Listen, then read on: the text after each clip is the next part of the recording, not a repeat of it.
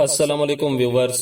پاکستان کے شہر کراچی سے پنجاب جا کر پسند کی شادی کرنے والی لڑکی دعا زہرا کے والدین نے بیٹی کے بیرون ملک سفر اور کسی بھی فورم پر انٹرویو دینے سے روکنے کے لیے سپریم کورٹ میں ایک اور درخواست دائر کر دی۔ بدھ کو دائر کی گئی درخواست میں کہا گیا ہے کہ دعا زہرا کو بیرون ملک لے جائے جانے کا خدشہ ہے، عدالت دعا زہرا کو باہر جانے سے روکنے کے احکامات جاری کرے۔ درخواست میں مزید کہا گیا ہے کہ دعا زہرا کی عمر کم ہونے کی وجہ سے انہیں کسی بھی فورم پر بات کرنے سے روکا جائے۔ ہائی کورٹ کے فیصلے کے خلاف اپیل سپریم کورٹ میں موجود ہے، لہذا جب تک کیس کا فیصلہ نہ آ جائے دعا زہرا کو پابند کیا جائے۔ اس سے قبل دعا زہرا کے والد مہدی علی کاظمی نے سندھ ہائی کورٹ کے فیصلے کو سپریم کورٹ میں چیلنج کیا تھا۔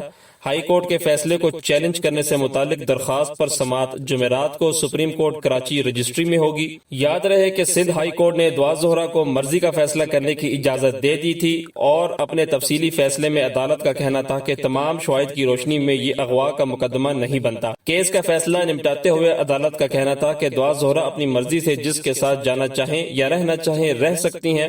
پسند کی شادی کرنے والی لڑکی دعا زہرا کو کراچی سے لاہور منتقل کرنے پر والدین نے کراچی پریس کلب کے باہر احتجاجی مظاہرہ بھی کیا تھا۔